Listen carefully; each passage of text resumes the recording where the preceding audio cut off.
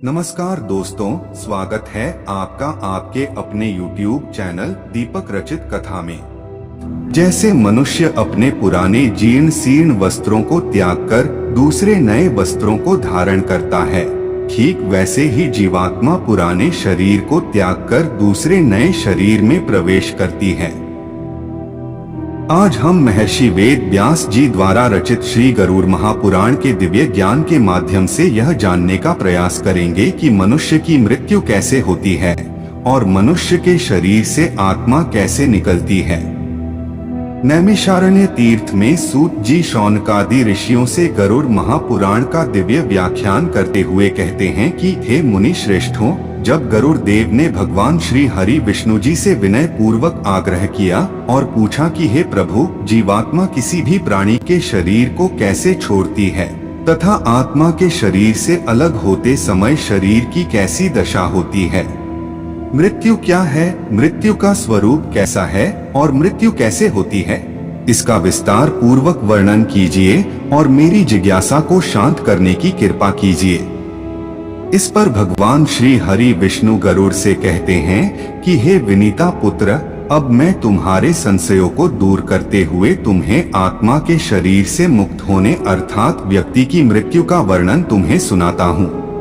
हे गरुड़ देव, प्रकृति परिवर्तनशील है और निरंतर बदलती रहती है। पतझड़ में पेड़ के हरे पत्ते सूखकर और पीले होकर नीचे गिर जाते हैं और बसंत में पुनः से हरे पत्ते उग जाते हैं। शीत ऋतु के बाद ग्रीष्म ऋतु, ग्रीष्म ऋतु के बाद वर्षा ऋतु, वर्षा ऋतु के बाद शरद ऋतु और फिर शरद ऋतु के बाद शीत ऋतु दोबारा से आती है। यह सब निरंतर चलता रहता है। इसी प्रकार मनुष्य भी पहले शिशु, फिर बालक और फिर युवा और अंत में वृद्ध हो जाता है। जो प्राणी इस संसार में उत्पन्न होगा उसका इस संसार को छोड़कर जाना भी निश्चित है, अतः समयानुसार यह क्रम चलता रहता है। इसी क्रम में जब व्यक्ति अपनी औसत आयु को पूर्ण कर लेता है और स्वाभाविक मृत्यु के द्वारा उसका इस संसार को छोड़ने का समय निकट आता है, तो आत्मा के शरीर से मुक्त होने से पहले उस व्यक्ति के शरीर में कई प्रकार की व्याधियां अर्थात रोग उत्पन्न हो जाते हैं, जैसे कि मस्तिष्क का रोग, आँखों का रोग, कानों का रोग, नाक का रोग, मुंह का रोग, गले का रोग, हृदय का रोग, उदर रोग, पैरों का रोग इत्यादि कई प्रकार के रोग हो जाते हैं। उसका कंठ अवरुद्ध होने लगता है, उसकी आंखों में आंसू आने लगते हैं, उसका शरीर पंगु होने लगता है, उसकी हृदय गति रुक जाती है, हृदय सुन्न हो जाता है, उसे अत्यंत घुटन महसूस होती है। उसने अपने जीवन में जो भी शुभ अशुभ कार्य किए और जो जो उसके जीवन में घटनाएं घटित हुई होंगी उन सभी का स्मरण उसे होता रहता है। यह सब एक चलचित्र की भांति उसकी आंखों में दिखता रहता है। इस भावना के दौरान उसके मन में जीवन भर अर्जित संपत्ति और प्रियजनों के प्रति अत्यधिक आसक्ति होती है, जिसके कारण उसके प्राण निकलते समय उसे अत्यधिक कष्ट और अत्यंत दुख होता है। इस समय वह अपने प्रियजनों को पुकारता है और उनसे बात करना चाहता है, उनसे कुछ कहना चाहता है, लेकिन सामर्थ्य विहीन होकर कुछ कह नहीं पाता और उसकी बातों और संकेतों को पास बैठा कोई भी व्यक्ति नहीं समझ पाता है। जब उसकी सांस रुकने को होती है तब वह सांसों को वापस लाने के लिए संघर्ष करता है। उसे बहुत बेचैनी, पीड़ा और छटपटाहट होती है, क्योंकि नाड़ियों से प्राण खींचकर एक जगह एकत्रित होने लगते हैं। उसकी पांचों इंद्रियां अर्थात स्पर्श, स्वाद, गंध, दृष्टि और श्रवण की इंद्रियां एक एक कर शिथिल होकर लुप्त होती जाती हैं। श्रवण शक्ति सबसे अंत में लुप्त होती है। जब प्राण निकलने का समय बिल्कुल पास आ जाता है तो एक प्रकार की मूर्छा आ जाती है। एक बिच्छू के काटने से जितना दर्द होता है उसके कई गुना बिच्छुओं के काटने का दर्द उसे महसूस होता है। तब उसके प्राण निकालने के लिए यम के 2 दूत आते हैं और उसके अचेतन शरीर से उसके प्राणों को बाहर खींच लेते हैं। यह प्राण ही आत्मा है।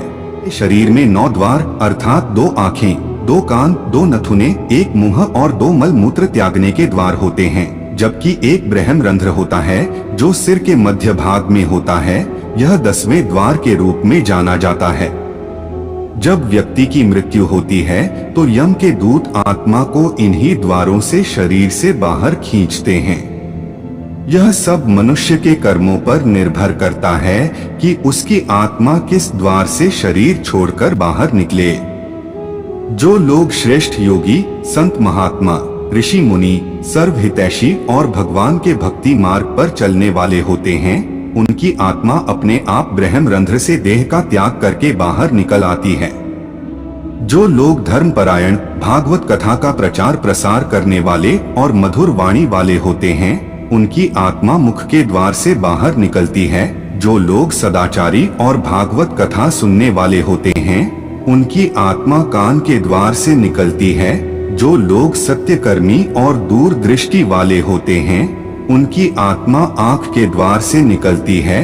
जो लोग अच्छी विचारधारा और सहयोगी स्वभाव वाले होते हैं, उनकी आत्मा नाक के द्वार से निकलती है।